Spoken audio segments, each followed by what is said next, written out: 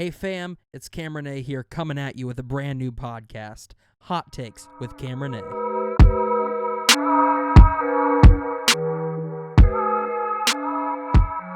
Welcome back to Season 1, Episode 3 of Hot Takes with Kamryn A. I'm back with the man, the myth, the legend, Austin. Hello, I'm back. He's back, and in this episode, we mentioned it briefly in the past episode that we're going to be talking about the importance of the testimony, and then we're going to be sharing bits and pieces of our testimony, and this is all in the act of being vulnerable. We're doing it, kind of leading the way, hoping that, hey, this is what you'll do with your friends. Yes. Me and Austin have known each other for 7 months, 8 months, around that time. Has it only been 7 months? I think so. Really? And It has to be longer than that. No, because I started coming to Providence in May, so 8 months. Wow. Yeah. That's wild. It feels longer. It does. And I think we've got to the point in our relationship we feel like we can share anything. And I mean, it just came natural in the relationship of men's group because we share everything in men's group. So, hey, maybe find yourself an Austin or a Kamryn and share your testimony with them. Share what you're struggling with. Because let me tell you this first thing, that your testimony actually isn't finished yet. No. Not anywhere near. Your testimony is literally the story of God in your life from the start to the beginning. Yeah, read that tattoo. It says, I am the author of a story not yet written.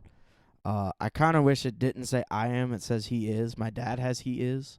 So it's the only thing. I don't regret the tattoo at all, but I wish it was worded a little differently. But yeah, it's funny that you brought that up because that's why I started rolling up my sleeve. I was like, huh, interesting. Yeah, but, our story's not finished.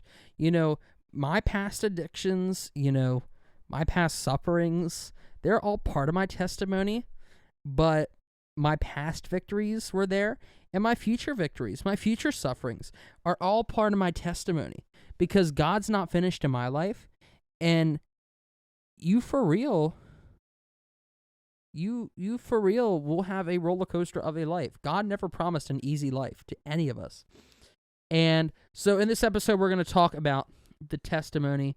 Austin's going to share his, and I'll probably share bits and pieces of mine. I'll probably do another full episode. Buckle up, just it's me a wild talking one. about mine. But yeah, just take this in and just respect the vulnerability here in this room. Even though you're not listening from my recording studio setup here, I mean, it's a beautiful studio, by the way. I know, right? It's beautiful. It's very beautiful. Yeah. Joe Rogan could never. Wow. But you just receive this, our vulnerability to you, in our hopes that we're leading the way for you to be vulnerable. So, testimony. It says in the Bible, in 2 Timothy 1:8-9, and now I'm in the ESV just because that's what pulled up for me first. So it says, therefore, do not be ashamed of the testimony about our Lord, nor of me, his prisoner, but share in suffering for the gospel by the power of God, who saved us and called us to a holy calling, not because of our works, but because of his own purpose and grace, which he had gave us in Christ Jesus before the ages began. I mean, that's another thing that we need to get a grip of when we're thinking about our testimony, that, hey, salvation has never been about performance. It's never been about acceptance from God. It's never been about his approval. Literally, salvation is a covenant between God and Jesus Christ. And if the covenant is between them, then what makes you think you can screw it up? It's not a thing where it's like, oh, maybe if we'll book an appointment for the 12th, and then maybe you can be saved. Like, no, it's and our salvation is literally in Christ Jesus, not in the works that we do. Now, works is a whole different subject, and I'm sure I'll talk about it on here, because this is a whole subject that needs a whole episode to unpack. Yes. But works do not save you. You do good works not to be saved, but because you are saved, you do good works. Yes. Me and Austin aren't out here, popping drugs and just thinking, that will, get by. We're not out here, jerking off to women, just think we're going to get by. We're choosing to live a holy life because God has called us to live a holy life. And like I said in episode 1, he's paved a way that we can conquer it.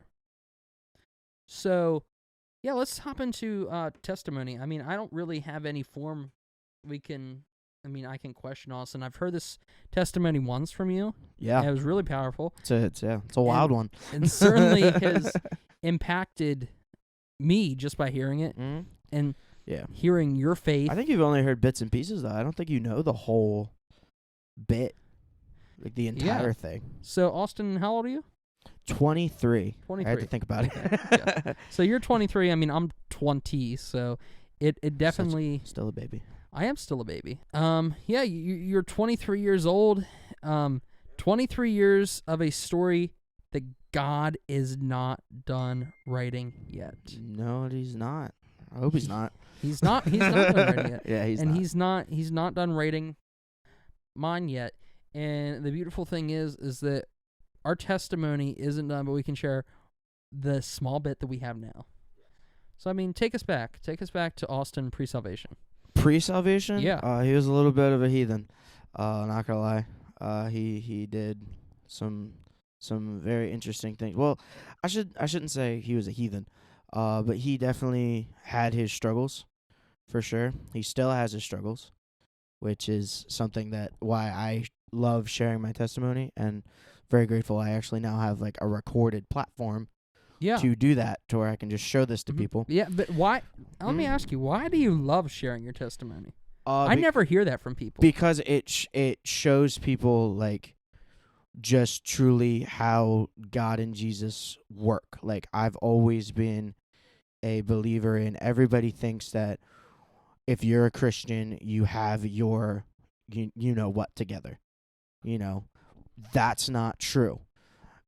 There are many Christians who are broken. There's many Christians who are still broken. I still deal with these things that I'm going to share. I, at 18, was diagnosed clinically with depression, to where I should be taking medication for it. I'm not, but I should be. And as well as anxiety. Went through a bit of a rough patch at 18, which is how I got it. I'll tell that story then. But yeah, back in the day, I would probably say the first like instance of struggling with anything would have been probably like 3rd grade, roughly. Like, because that was around the time I was diagnosed with asthma as well as being colorblind. And the kids were rough. And that was my first real taste of like bullying. Kids would pick on me then, and all through middle school as well. Middle school was really bad. I had this kid in gym class especially who really liked, him and his boys would like to, pick on me because I wasn't good at the sports, or I wasn't really good at anything, or because, I was just an easy target for them. It didn't help with anything. I tried to, a couple times fake being sick so I didn't have to go, did all sorts of stuff. I don't tell people this too often, but I never really like, this is trigger warning, just so you know, for anybody who's on here. I didn't like self-harm. Mm-hmm. Like the typical Hollywood thing. Yeah. But what I would do is I would sit in my room and I would literally beat myself in the head until I got a headache and passed out. Wow. Yeah, it was bad because I didn't want to do anything with like knives or whatever. Like, I didn't want physical. I totally understand that. Yeah, but so that was my next best thing. I would do that, and I would pray consistently. I grew up in the church. Never really felt like I fit in with the church that we went to because it was very cliquey, especially the kids that were my age, because they all went to the same school. Most of them were brother and sister or cousins, like family sort of thing. And I wasn't. So it was hard to like make friends and stuff like that there. And that continued all through middle school. It stopped in high school because I eventually went to a different school, and also learned the art of the clap back. So kids stopped picking on me because, unfortunately, my mentality was if I'm going to be picked on, I need to learn how to pick on people back. That was sort of my aspect, and it worked. It worked. It certainly does work. It worked, unfortunately. But unfortunately, it didn't work for my mental state, where No, it never does. because due to never really like dealing with anything, not to mention like not really having like the best relationship with my parents. Like my dad and my mom definitely tried, but there were certain times where you know they would say things that they didn't necessarily mean, but Yeah. with the way that they approached it, I took it a certain way, and that could be on me. I really don't know. But it still didn't help. And on in 2018, in March, I think I don't remember the exact date. It was whatever the first Friday in March that year was. You can look it up. I decided I was at Walmart, and once again was prayed real hard that day. Was really really struggling with depression and my anxiety and stuff, to where I finally just prayed and I said, God, if things aren't going to get better, if like I need a sign that things are going to get better. You If did this on a Friday? it would have been the Friday Friday. the first Friday in March going into that Friday, Saturday. March 2nd of 2018. It's March 2nd. Okay, cool. March 2nd. Now I know. I was praying and I was praying and I was praying and I said, God, you need to give me a sign that things are going to get better, or you need to give me a sign that things aren't going to get better. So I told him. I basically gave him an ultimatum. Yeah. Mm-hmm. And after I prayed that, I stopped praying, and instantly a family with 3 shopping carts full of things. I was a cashier at Walmart at the time. 3 shopping carts full of groceries came into my line, and I dealt with them for probably 2 hours because they had like Wick stuff and all sorts of coupons and like different like multiple transactions. Like it was a nightmare. My manager was there. Like it was terrible. And I felt so defeated in that moment. Like I knew things weren't going to get better at that time. So I went home. I first turned the shower on so no one knew what I was doing. Mm-hmm. Yeah. And at that time, you were living at home with your parents? yes, I was with my parents at the Okay. time. Yeah. Mhm. I had not moved out. And took 20 or 30 Benadryl and like 5 or 6 Singular. Like I made a concoction and just doused them. Took them down. Cuz I didn't think I was good enough to be in this world anymore. I didn't want to be. I didn't think anybody wanted me here. Like clearly at the time my mindset was like, well, clearly God's not even answering me, so God doesn't even want me to be here. So I'm just not going to be here. And it's definitely a big regret in my life, cuz like especially if it worked. Cuz like I didn't write a note or anything like that. Like nobody would have known what I was going through. I just did it. Like just like a robot. But thankfully I then had the clarity, at least for a little bit, to realize what I did, and called my mom, woke her up, told her what I did, and at first she didn't necessarily believe me. She thought I was just being dramatic. But then she told me I started turning like pale, like a ghost almost, and started like my muscles like started like getting like super super heavy. Like I felt like I started sinking into the floor, and she called an ambulance, and I went to the hospital. And the crazy thing about it is the doctor actually told me that and this just shows God's grace here, because again, he wasn't done writing my story despite me trying to end it. The doctors actually told my parents, if that concoction I took was reversed, like it was 20 or 30 Singular and like 5 or 6 Benadryl, the ambulance would not have made it to me. Wow. I would have been probably DOA when they got there. and which is crazy, still crazy to think about. But yeah, went to a psych ward because that's required by law. Um, and went there, got some therapy. Didn't really enjoy the therapy too much because I had one of those therapists that just kind of like read stuff off Off a list, yeah. off a list. I've So certainly been there, done that. once again, still after going through all this, still not dealing with any of my problems. It was Yeah. just like, hey, it happened. I'm better now. Yep. I did get some stuff out of therapy, like how to deal with things and a little bit, but never really practiced. And that was in 2018. In 2020, this is where it gets good. I promise. I know I'm not. It's not completely sad. I promise. I was again dealing with a lot of depression and anxiety. This time it was my anxiety that was way up because my brain would do this thing when I went to bed where it'd be like, hey, you know what would be really fun to think about right now? What it's like to die. Yeah, I've been there, and that's not fun. It's not fun. And it would be like up to 3 a.m. I'd be up to like 3 a.m. 3 a.m. and you're just thinking about all the possibilities staring at the ceiling. about what it's like oh, who's right, who's wrong, Yeah. like dude, are we all idiots and the Greeks or Vikings have it right the Exactly. whole Yeah. time,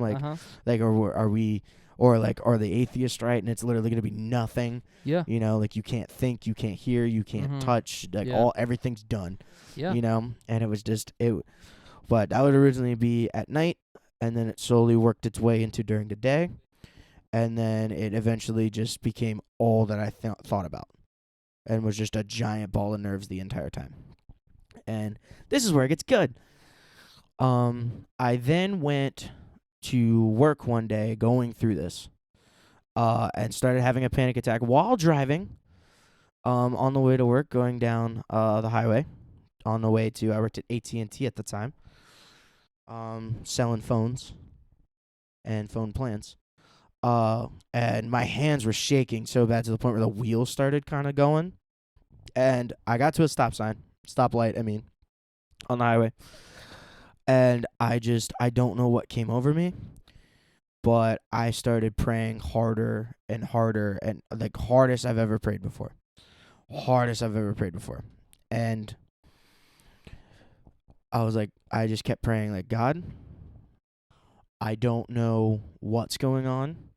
I don't know why I'm thinking the things that I'm thinking. Like, once again, was thinking about ending it literally 2 years later.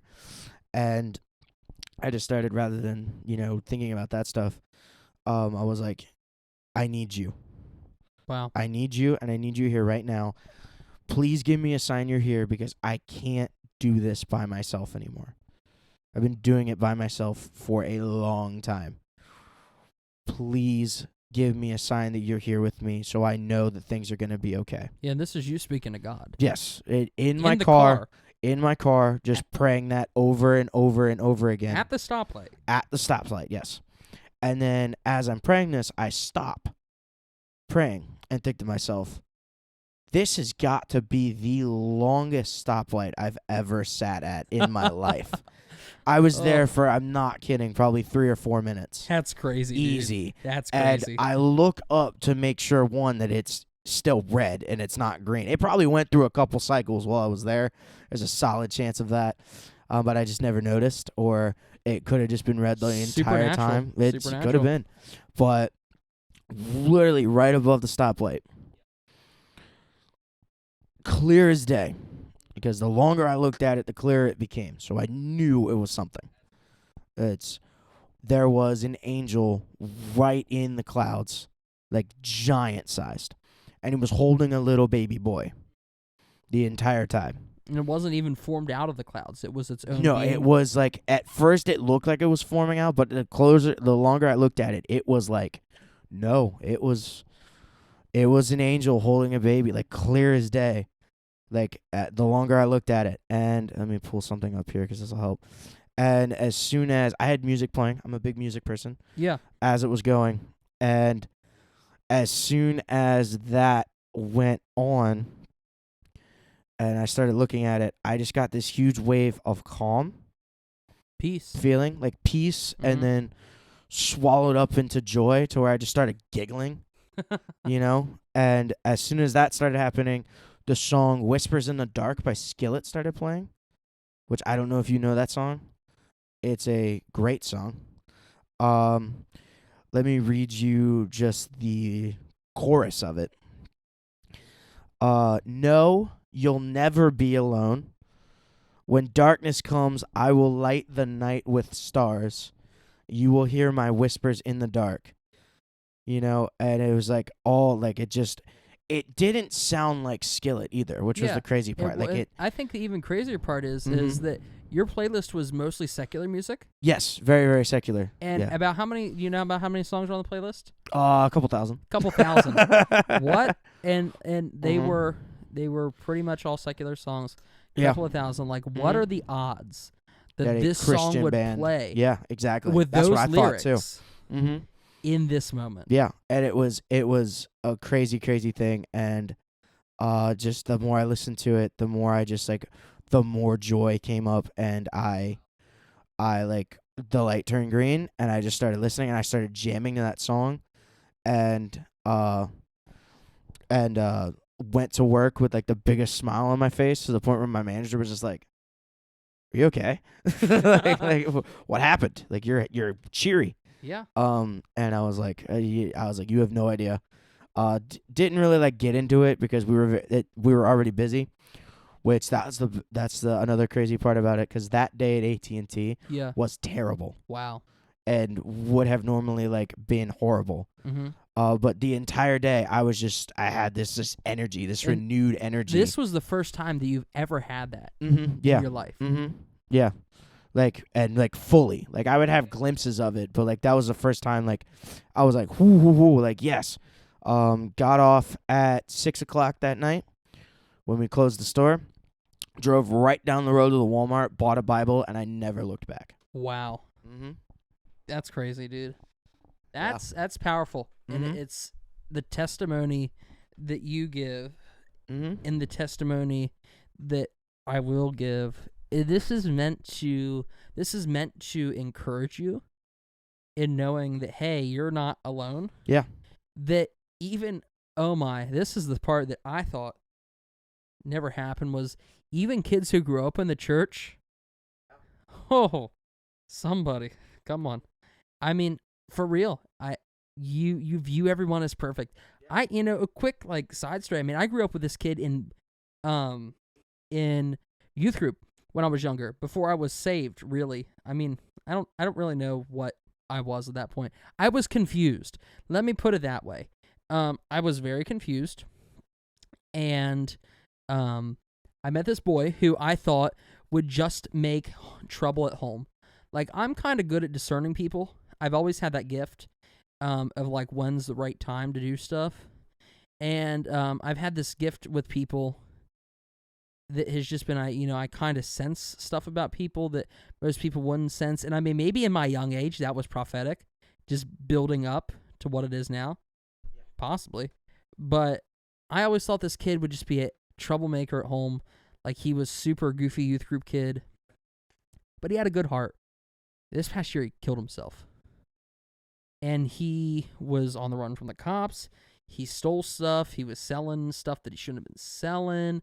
And the sad thing is that he went to church. Yeah.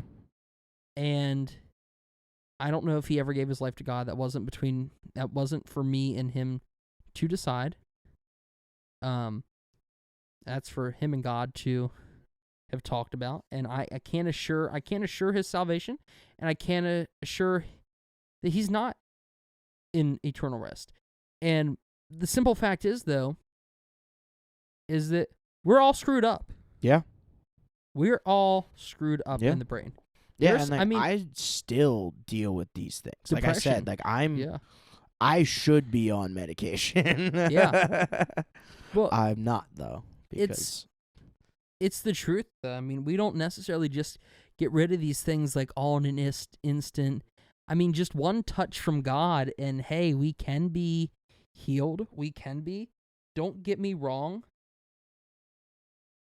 But sometimes healing is a journey. Sometimes healing is an instant, and that's okay. And God is not done with our story. Our salvation rests in Him. So we can rest in that fact. He's not done, so why should I be done? And, you deal with, depression and stuff, anxiety stuff now. I totally understand. I mean, just like little snippets of like my testimony with anxiety. Like sometimes I still get like anxious about things that are stupid. Yeah, I do and I too. have to calm myself down. And usually, my first method usually isn't the Bible. It's usually a song. But also, I'm a worship leader, and my brain just speaks in music. It's how I create. That's how I worship God. It might be different for you. You like writing, and that might be a plug for a new book. Well, yeah, we'll see. That might be if my I ever prophetic. finish writing it. But Austin worships differently than one of my Kamryn many worships. projects I have. Yes, But the simple fact is that neither way is wrong, neither way is right. They're just both equal. It's not wrong or right to do one or the other. yeah, it's all about heart posture. The heart posture. Yeah, it's all about of that. worship that Like matters. it doesn't matter what style or what you are doing. Like I know, like we talked about it a little bit last episode. There's all kinds of different denominations. There's all kinds of different forms of worship. Like me personally, I'm a big metal person. I like metal. I like rock. I have been that. I was a very angry child, so I started at a young age. Still enjoy that type of music, but now I've found there's an entire subgenre of Christian metal music that literally, like, there's a band that is super, super heavy and, like, did a cover of, which one is it? Was it Our God is an Awesome God? They did that song in, like, a heavy metal, thrash metal style. And it's like, like it's still, it might not be everybody's cup of tea, but they still are glorifying God in it, which I think is awesome. And that's my, the thing that I really I try and drive force to people. Like, it doesn't matter what someone looks like, what somebody's dealing with, what someone's struggling with, because God loves them no matter what. God loves you no matter what. And as I said it last week, and I'll reiterate it. If there is somebody who is struggling with something that you want to help them, it is not your job to fix that person. What is your job is to love them, to help them in a way that you can. You might not have everything that they need. You will never be enough for a person. Exactly. But more importantly, the most important thing is show them the person who can actually fix them, and that is Jesus. Like, point them, show them the way, treat them as God would treat them, and then they will actually get the help and the quote unquote fixing. I hate the term fixing them, but for sake of the conversation, that's who can. And if you point them in that direction, then they can truly get the help they need. Whatever traumas they're going through, whatever mental state they're in, that is what they need. And we'll never be enough for a person. No. It's only God that's enough. But also God lives within us, so we can offer who is enough through our actions. Yes. And even Daniel says it in the Bible, that it has seemed good to me to show the signs and wonders that the Most High God has done for me. Why? That's why we tell our testimony. And we're talking in terms of being vulnerable with one another. Share your testimony. Get to all this stuff. Talk about your porn addiction that everyone knows you have, that you think you're hiding from the whole world. For real, 80% of men struggle with pornography, and it's probably more at this point. Probably even more. Yeah, I said that in my first episode, and I'm literally 80. thinking it's probably way more than that now. And the sad thing is probably some of it's your pastors too, which they'll never talk about from the stage. Yeah, I'll say it's probably 1 in 3 men. I would go that far. Yeah, Yeah. amen. But talk about that. Talk about your suicidal thoughts that you thought no one was going to know about, but your family actually does. Talk about those things that you think no one has known about, because in all reality, the one who knows you best, the one who, like I said, who could strike you with a lightning bolt and kill you right now in this moment, already knows everything. So why are we scared to share it to people? Like, it just doesn't make sense. It doesn't make sense to me. And that is revolutionary when we understand that God is more powerful than men. Daniel said it. It's good to share the signs and the wonders. And why? Because in Revelation, one of my favorite verses and a very good song has this in it. We have overcome. We have conquered him by the blood of the Lamb and by the word of our testimony. For they loved not their lives even unto death. One of my favorite verses in the Bible. The power of the blood of the Lamb mixed with your testimony, it can cut things that you never thought could be cut in your life. I mean, for real, I had an encounter with God in a prayer room one time, and he was literally like taking an axe and just chopping down like forest of lies and lies, because I chose to be vulnerable with the whole room. I chose to be vulnerable with God. I said, hey, I'm dealing with this, and I've never felt so much assured that I was living a lie, and I know the root of my problem now. Yeah, and there's still lies that I feel like probably myself and even you and anybody listening to this are still struggling with and still fighting with. I'll give another quick thing. I went to a weekend retreat that a friend of ours does every year. Rekindle retreats? Rekindle retreats. This is free promotion, Caleb. Free tickets. Get your tickets now if they're online. Probably rekindleretreats.org. Land of the Living. Land of the Living. It's either landoftheliving.org or rekindleretreats.org. I don't remember what they're. Look it up anyway and attend. Yeah, just Google it. Yeah, if you're in the area, check it out. It's great. 20 and up. I think 20 or 21 and up. I think it's 20 and up. Yeah, but we did that. They have this exercise where you draw a map of your life and your soul. And I drew my map very, very vulnerably. I dealt with sorts of things. Like they said, put your biggest fear in the map. Like, just be honest. Having no idea that we were going to share it. You know? Like, I didn't think, like, she probably said it. And I just wasn't paying attention because I was too busy playing with pencils or crayons or something.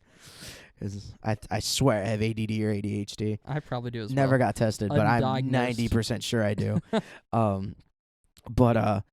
Yeah, like, I remember my biggest fear, still is my biggest fear to this day, is the fear of, you would put it in the terms of a map. Like, you would put a city of this, a forest of this, and I had a forest with a bunch of big walls around it so that nobody could go in it, and it was the forest of nothingness. Wow. Yeah, and it wasn't, and it's not necessarily the, like, atheistic view of, like, when you die, there's nothing, but I don't want to, when I die, have done nothing. Wow. In this world. Fear of failure. Fear of failure, and a fear of just, like, not helping people. Like, I feel like I was put on this earth to help people, either just, like, on a spiritual level, physical level, or even just, like, an entertainment sort of thing. Like, like I write, I do music, I do comedy sort of things, like, I feel like I was put on this earth to either, like, entertain people and help people that way, or, like, physically help. I mean, we're all created to create by a creator, and we literally have been designed, wired individually to help other people through our creativity in a special way that God has made us. And, I mean, even to the aspect of what you were saying about fear of failing, the the issue of pride in that situation of I will never be enough, that I will never do enough.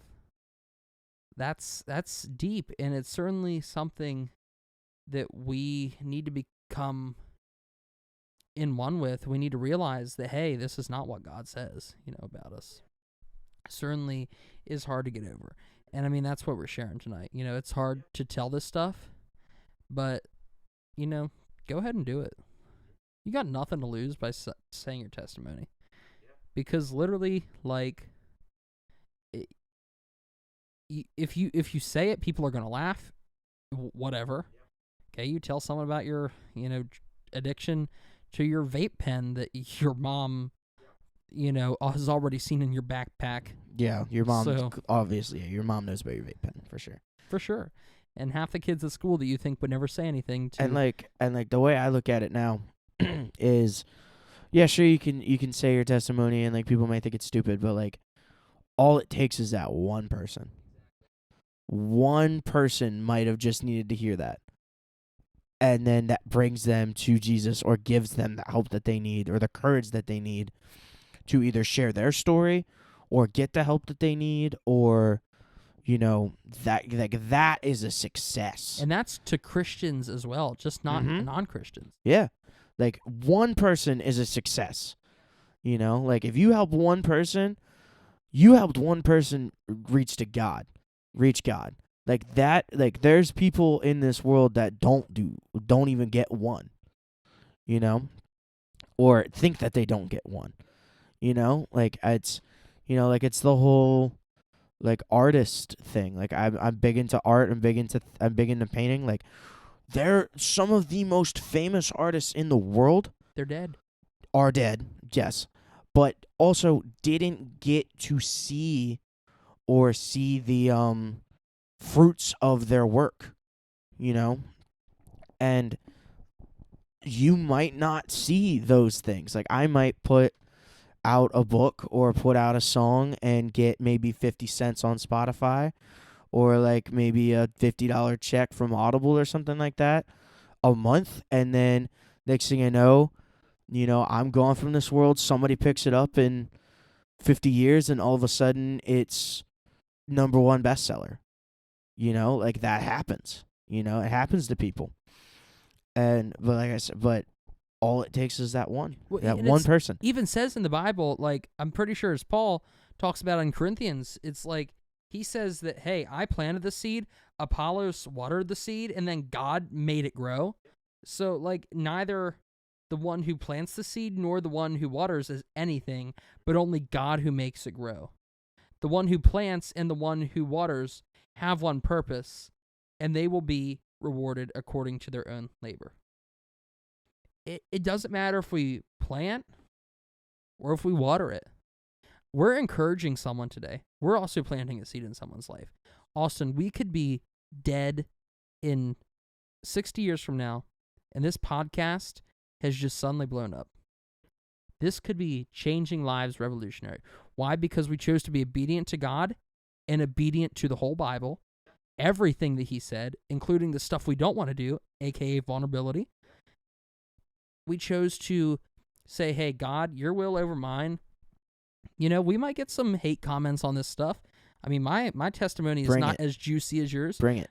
But also, that's true. Bring the hate comments. Bring it. We are fully ready to get canceled, by the way. Yeah.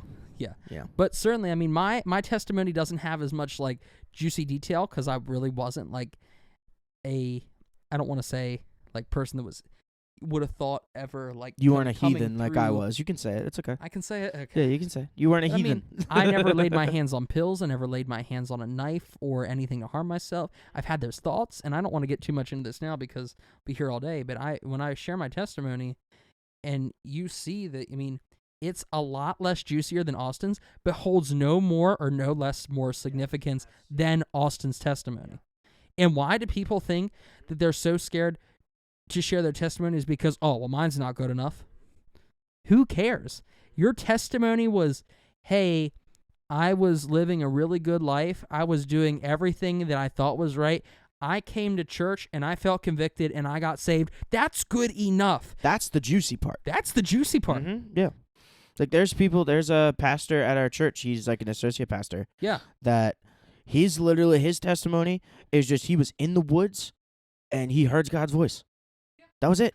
That's it. There was no like fancy grandeur thing. Like I think God probably gave me a grandeur thing because he knows that I'm a little bit dramatic, so he knows that he needs to be a little dramatic with me. I think that's what like, he's always like that, and that's the thing I love about our relationship is like, because he also knows I like to solve puzzles, so he isn't like completely like he's not like straightforward with me. You know what I mean? He gives me things that I need to think about and I need to ponder. And then once I figure them out, they hit me like a train, and then I start bawling. But like that to me is awesome. You know what he did? Like it sure, and to me, I'm like, man, that's a really cool testimony. Like, and your testimony could be that for somebody else. Like, there's gonna be somebody that thinks.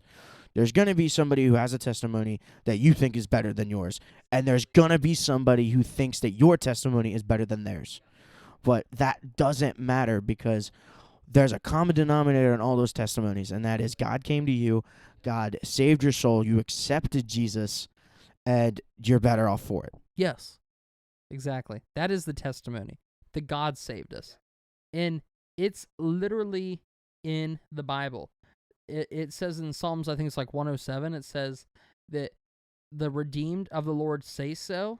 It says, let the redeemed of the Lord say so, whom he has redeemed from trouble.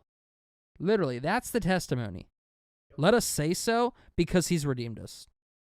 That is the gospel. That is your testimony in a nutshell. Give thanks to the Lord and make his deeds that he did to you known. That's like paraphrased right there in Chronicles, First Chronicles, something. But yeah, it's simple. Your testimony is simple. And I mean, anything else you want to share on this topic of testimony? I mean, I'm gonna dive into mine probably next episode alone. But I'll just put this out. Like, if you're struggling to share your testimony or share your story or anything like that, like I'll put it out there. Like, you can message me. Yeah, message like, us. Well, I'll love to hear people's testimonies. I love to hear people's stories and if you're talk to people. Like, if you need somebody, like, just pop a little. I'll give Kamryn my stuff. You know, just send me a little thing.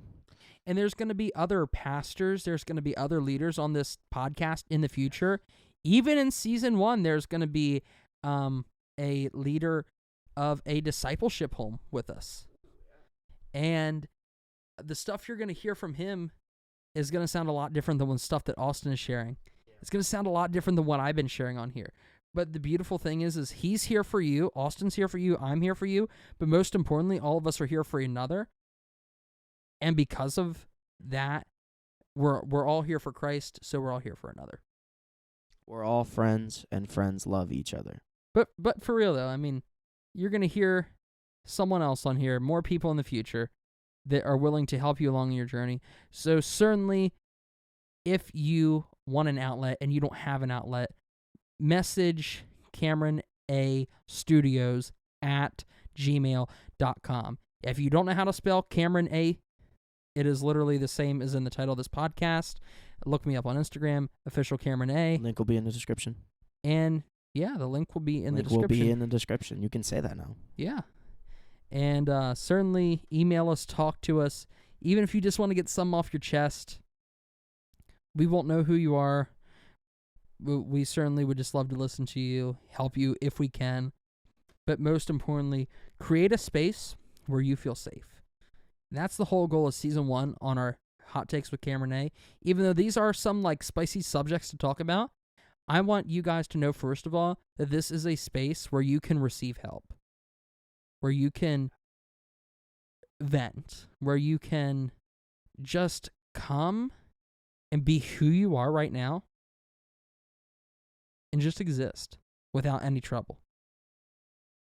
So I think that's all going to be all for this episode with Hot Takes with Kamryn A. But hey, come back next week for season 1, episode 4. I'm going to be sharing my testimony and wrapping up the subject of the importance of our testimony, and then we will get into another subject. Until then, God bless. Thanks for having me on.